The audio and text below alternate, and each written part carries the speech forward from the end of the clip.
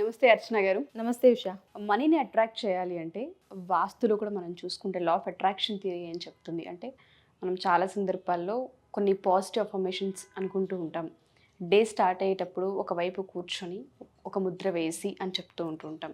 ఆ ప్లేస్మెంట్ కావచ్చు, ఆ ముద్ర కావచ్చు, లేదు అంటే ఒక నెంబర్ని విజువలైజ్ చేయండి, అఫర్మేషన్ చేయండి, చాంటింగ్ చేయండి అని చెప్తూ ఉంటాం. మనీని అట్రాక్ట్ చేసే ప్రాసెస్లో నెగిటివ్ ఆలోచనలు చాలా ఎక్కువగా ఉంటాయి కాబట్టి పాజిటివ్ థాట్స్ రావాలి అన్న మన ఇంటి వాతావరణం కూడా మనకు అనుకూలంగా ఉండాలి కాబట్టి లా ఆఫ్ అట్రాక్షన్ ఏం చెప్తుంది. తాకట్టులో ఉన్న బంగారాన్ని విడిపించి ఆ రోజు ఆన్లైన్ రేటుకే మేము కొంటాం. Sharma gold company. మీరు అన్నట్టుగా ఉషా చాలా ఇంపార్టెంట్. ఎందుకు అంటే మన ఆలోచనలు, మనం ఎంత డబ్బులు రావాలి, అట్రాక్ట్ చేయాలి అనుకున్నా కూడా మన నెగిటివ్ థింకింగ్ మనల్ని పాతాళంలోకి తోసేస్తుంది. సో మెయిన్గా మనం నెగిటివ్ థింకింగ్ని రిమూవ్ చేసుకోవాలి. ఎందుకు అంటే మన చుట్టూ ఆరా అనేది ఉంటుంది అనమాట, ఎలక్ట్రోమాగ్నెటిక్ ఫీల్డ్ అని. సో మన లోపల ఏదైతే ఉందో అదే బయట రిఫ్లెక్ట్ అవుతూ ఉంటుంది. మనం డబ్బులు రావట్లేదు అని అనుకుంటున్నాం, ఎందుకు? మన లోపల ఆ ల్యాక్ అనేది ఉంది. సో దాన్ని మనం రిమూవ్ చేసుకోవాలి. ఎప్పుడైతే మన మైండ్ సెట్ని మనం మార్చుకుంటామో ఆటోమేటిక్గా లా ఆఫ్ అట్రాక్షన్ మనకి పనిచేస్తుంది అనమాట. సో మనం దాని వైపు కూడా ఆలోచన చేయాలి. బికాజ్ నా ఆలోచనలు ఎలా ఉన్నాయి, అస్తమానము నెగిటివ్ ఆలోచన చేస్తూ డబ్బులు రావాలి అంటే ఇంపాసిబుల్, అలా రాలేవు. మన థాట్ ప్రాసెస్ చేంజ్ అవ్వాలి. అలాగే మనం మాట్లాడే మాటలు డబ్బులు రావట్లేదు అనే పదాలే మనం యూజ్ చేస్తూ ఉంటే ఎలా వస్తాయండి? డబ్బులు రావు, డెఫినెట్లీ అక్కడ బ్లాకేజ్ అనేది ఉంది అని అర్థం చేసుకోవాలి. అండ్ ఇంకోటి ఏంటి అంటే గ్రాటిట్యూడ్ మనం ఫాలో అవ్వాలి. సో గ్రాటిట్యూడ్ ఫీలింగే లేకుండా డబ్బులు రావాలి అంటే అసలు డబ్బులు వచ్చే అవకాశం లేనే లేదు. సో మన దగ్గర ఉన్న డబ్బుకి మనం ఎప్పుడైతే గ్రేట్ఫుల్గా ఉంటామో అప్పుడు మాత్రమే డబ్బులు మన లైఫ్లో వస్తాయండి. బికాస్ ఎప్పుడు కూడా ఈ లా ఆఫ్ అట్రాక్షన్ నిరంతరం పని చేస్తూనే ఉంది. ఎలా అయితే భూమికి ఆకర్షణ శక్తి అనేది ఉందో మన లైఫ్లో మన ఆలోచనలకి అలాంటి ఆకర్షణ శక్తి అనేది ఉంది ఖచ్చితంగా. సో మనం ఇవన్నీ కూడా ఆలోచించాలి. గ్రాటిట్యూడ్ ప్రతిరోజు పొద్దున లేచిన తర్వాత ప్రతిదానికి గ్రేట్ఫుల్గా మనం ఫీల్ అవ్వాలి. Because feeling is important. మనం ఎంత అనుకున్నా కూడా చాలా టెక్నిక్స్ ఉంటాయండి లా ఆఫ్ అట్రాక్షన్లో.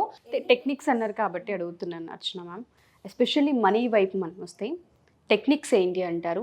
వాస్తు కూడా ఇంక్లూడ్ అయి ఉంటుంది, ప్లేస్ కూడా ఇంక్లూడ్ అయి ఉంటుంది. కాబట్టి పంచభూతాలు అని మనం మాట్లాడుతూ ఉంటాం.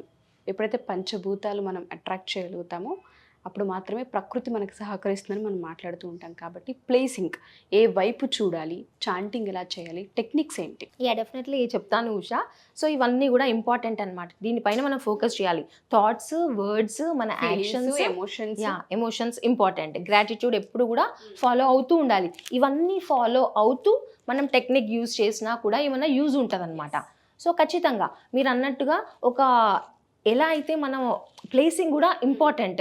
మనం ఎక్కడ మెడిటేట్ చేస్తున్నాము, ఎలాంటి చాంటింగ్ చేస్తున్నాము అనేది కూడా ఇంపార్టెంట్. ఈవెన్ ముద్రాస్ కూడా చాలా ఇంపార్టెంట్ అనమాట. సో మనం ఎక్కడైతే కూర్చుంటున్నామో జస్ట్ మేక్ ష్యూర్ మీరు నార్త్ సైడ్ ఫేస్ చేస్తున్న విధంగా కూర్చోవాలి. ఓకే. సో నార్త్ ఎందుకు అంటే కుబేరుల వారి స్థానం అని చెప్తూ ఉంటాం. సో కుబేరుడు ఏంటి? Money attraction.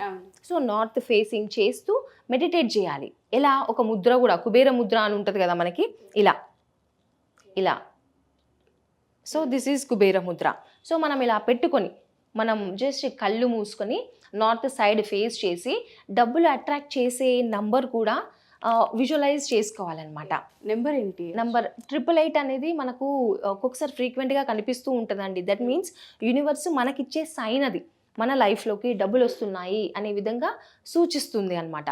నాకు కూడా నంబర్ ఆఫ్ ఒక 3-4 డేస్ నుంచి చాలా ఎక్కువ సార్లు 88 అనే నంబర్ని ఎక్కడంటే అక్కడ చూస్తున్నాను అనమాట. 8888 అలాంటివి. అంటే 888 అనేది చాలా ఇంపార్టెంట్ మనీ అట్రాక్షన్లో. సో మనం జస్ట్ ఏదైనా పేపర్ పైన 888 అని రాసుకోవచ్చు. ఈవెన్ నార్త్ ఫేసింగ్ ఏదైతే చేస్తున్నామో ఆ వాల్ పైన కూడా మనం 888 అని రాసుకోవచ్చు అండి. ఓకే.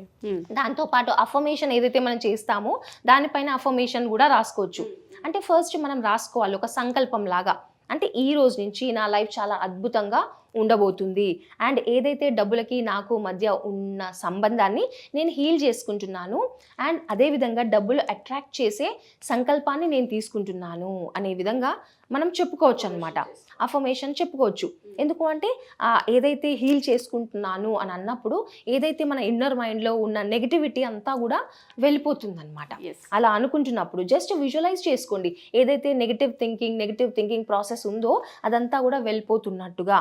లైక్ లైక్ యాష్ లాగా వెళ్ళిపోతున్నట్టుగా విజువలైజ్ చేసుకోండి. అది ఎప్పుడైతే యూనివర్స్లోకి వెళ్ళిపోతుందో ఆ ట్రాన్స్ఫర్మేషన్ అక్కడ యూనివర్సే ట్రాన్స్ఫార్మ్ చేస్తుందండి. ఆ ఎనర్జీని, నెగిటివ్ ఎనర్జీని పాజిటివ్ ఎనర్జీగా కన్వర్ట్ చేసేస్తుంది.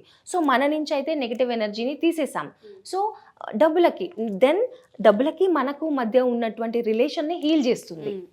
సో ఎప్పుడు కూడా డబ్బుల గురించి నెగిటివ్గా ఆలోచించి బిలీఫ్ సిస్టమ్ ఉంటుంది కదా, సో డబ్బులు ఈజీగా రావట్లేదు, అలాంటివన్నీ కూడా వెళ్ళిపోతాయి, పాజిటివ్గా అవుతుంది.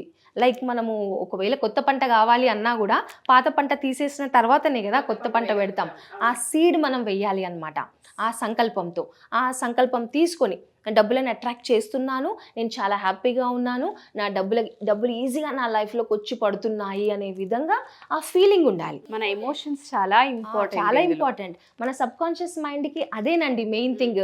మనం ఎన్ని అఫర్మేషన్ చేసినా, విజువలైజేషన్ చేసినా కూడా ఇదొక్కటి మనం మిస్ అయింది అనుకోండి ఫీలింగ్, సో అది మేనిఫెస్ట్ అవ్వదు. సో మన సబ్ కాన్షియస్ మైండ్కి ఆ మెసేజ్ రీచ్ అవ్వాలి అంటే ఇమోషన్స్ ఇంపార్టెంట్. ఓకే, సో చాలా హ్యాపీగా ఉండాలి. అసలు ఎప్పుడు కూడా సాడ్గా ఫేస్ పెట్టాల్సిన అవసరమే లేదు. మనం ఎప్పుడు హ్యాపీగా ఉండాలి అంటే డబ్బులు ఆటోమేటిక్గా వస్తాయి. ఆ సోర్సెస్ క్రియేట్ చేయబడతాయండి. ఎప్పుడైతే నార్త్ మనం ఫేస్ చేసామో ఆపర్చునిటీస్ అన్నమాట. సో ఎప్పుడు కూడా అక్కడ బ్లాకేజ్ అనేది ఉండదు. ఎస్, మనము కూర్చునే వాతావరణం కూడా చూసుకోవాలి. అంటే లైక్ ఎలాంటి క్లటర్ అనేది లేకుండా ప్రశాంతంగా ఉందా లేదా అనేది చూసుకోవాలి. మన మైండ్లో కూడా నెగిటివ్ ఆలోచన లేకుండా చూసుకోవాలి. సో ఆపర్చునిటీస్ అనేవి క్రియేట్ చేయబడతాయి, సోర్సెస్ అన్నమాట. సో డబ్బులు వచ్చే మార్గాలు ఎన్నో వస్తాయండి, మనం అసలు ఇమాజిన్ కూడా చేయలేము. సో అలాంటి నమ్మకం ఉండాలి, ఫెయిత్ ఉండాలన్నమాట. సో నమ్మకమే మెయిన్ థింగ్. ఎగ్జాక్ట్లీ, ట్రస్ట్ అనేది చాలా ఎక్కువ అవసరం. ఎవరైతే లా ఆఫ్ అట్రాక్షన్ని ఫాలో అవ్వాలి అనుకుంటూ ఉంటారో వాళ్ళందరూ కూడా ఎంత నమ్మకంతో ఉన్నారు అన్నది అక్కడ మేజర్ రోల్ పోషిస్తూ ఉంటుంది. మీరు అన్నట్టుగా కుబేర ముద్ర అండ్ దాంతోపాటు నార్త్ సైడ్ అండ్ 888 నెంబరు చాలాసార్లు మనం మాట్లాడాము. బట్ చాలామందికి ఈ మధ్యకాలంలో చాలా గ్యాప్ వచ్చింది కాబట్టి అడుగుతూ ఉన్నారు కొత్త వాళ్ళు, ఎలా ఫాలో అవ్వాలి, ఏ వైపు కూర్చోవాలి, మెడిటేషన్ చేసేటప్పుడు ఎటువైపు కూర్చొని అఫర్మేషన్స్ చేయాలి, చాంటింగ్ చేయాలి అని కూడా.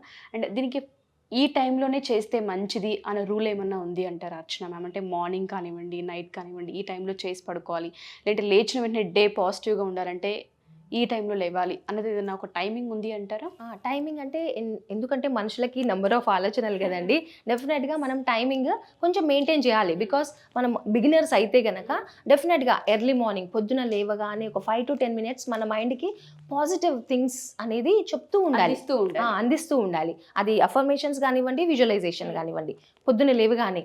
అండ్ పడుకునే ముందు చేయడం కూడా చాలా ఇంపార్టెంట్. మన బ్రెయిన్లో ఆల్ఫా వేవ్స్, తీటా వేవ్స్ ఏవైతే ఉంటాయో కాన్షియస్గా ఉండి మనం విజువలైజ్ చేస్తూ ఉంటే అది సబ్ కాన్షియస్ మైండ్కి వెళ్ళిపోతుందండి. మనం ఎప్పుడు కూడా ఏం ఆలోచించకుండా ఆ డేలో జరిగిన నెగిటివ్ అంతా కూడా గుర్తు చేసుకుంటూ ఉంటాం పడుకునేటప్పుడు. ఏదైతే చెయ్యొద్దో అదే చేసి పడుకుంటాం కాబట్టి సబ్ కాన్షియస్ మైండ్ నెగిటివ్గా ప్రోగ్రామ్ అవుతుంది.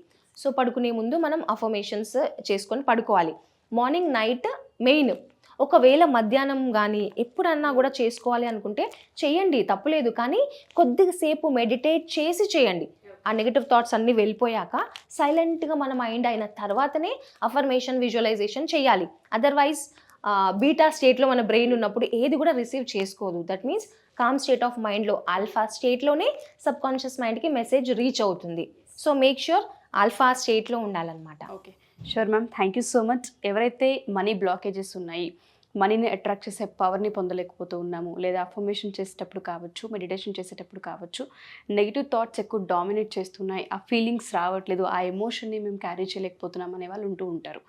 అటువంటి వాళ్ళకి మీ అపాయింట్మెంట్ కావచ్చు, లేదంటే పర్సనల్గా క్లాసెస్ తీసుకునే వాళ్ళు కావచ్చు, మనం తీసుకునే అవకాశం ఉంటుంది అంటారా? డెఫినెట్లీ ఉషా. ఏంటంటే మనకి క్లాసెస్ జరుగుతున్నాయి, ఇంటి వాస్తు కూడా యాడ్ అవుతుంది కదా? డెఫినెట్లీ అండి. అంటే చిన్నవి మరీ మనం డీప్గా వెళ్ళి చెప్పేది ఏం లేదు. బట్ చిన్న టిప్స్ ఫాలో అయినప్పుడు అండి అది మనకి ఎనర్జీ వర్క్ అవుతుంది అనమాట. మన అఫర్మేషన్స్ కానివ్వండి, టెక్నిక్స్ పైన కానివ్వండి, కొన్ని ప్లేసెస్ ఇంపార్టెంట్ ఉంటాయి. సో అది గైడ్ చేయడం జరుగుతుంది. అండ్ ఒక విషయం మనం అర్థం చేసుకోవాల్సింది ఏంటి అంటే మనకి రిజల్ట్స్ వస్తలేవు అంటే యూనివర్స్ మనని టెస్ట్ చేస్తుంది అనేది అర్థం చేసుకోవాలి. ఎప్పుడు కూడా గివప్ చేయకూడదు. పేషెన్స్ అనేది ఇంపార్టెంట్. సో చిన్నగా గైడ్ చేయగలుగుతాం వాళ్ళు ఏ డైరెక్షన్లో అంటే వెళ్తున్నారా లేదా అనేది కూడా చెప్పడం జరుగుతుందండి. Thank you ma'am, thank you so thank you Usha. So ఎవరైనా సరే మా ఈ ఎపిసోడ్ చూసిన తర్వాత అర్చన మేడంతో కనుక లా ఆఫ్ అట్రాక్షన్కి సంబంధించి మనీని అట్రాక్ట్ చేయలేకపోతున్నాం, ఫీలింగ్స్ని క్యారీ చేయలేకపోతున్నాం, ఆ ఎమోషన్ రావట్లేదు, ఆ టైంలో ఏ విధంగా అట్రాక్ట్ చేయాలి, బ్లాకేజెస్ ఉన్నాయి అని అనుకునే వాళ్ళందరికీ కూడా ఇందులో వాస్తు కూడా ఇంక్లూడ్ అయి ఉంటుంది. ఏ విధంగా అంటే ఎనర్జీస్ని షిఫ్ట్ చేసే అవకాశం ఉంటుంది. కొన్ని వస్తువులు మార్పిడి చేయడం వల్ల, కొన్ని ప్లేసెస్లో కూర్చొని కనుక అఫర్మేషన్స్ కావచ్చు, విజువలైజేషన్ కావచ్చు చేయడం వల్ల చాలా చేంజెస్ జరిగే అవకాశం ఉంటుంది. సో పర్సనల్గా ఎవరికైనా అపాయింట్మెంట్ కావాలి అనుకుంటే, లా ఆఫ్ అట్రాక్షన్ త్రూ మనీని అట్రాక్ట్ చేయాలనుకునే వాళ్ళందరికీ కింద స్క్రోల్ అవుతున్న కాంటాక్ట్ నెంబర్ని కాంటాక్ట్ చేస్తే అర్చన మ్యామ్ అపాయింట్మెంట్ మీకు దొరుకుతుంది. Thank you.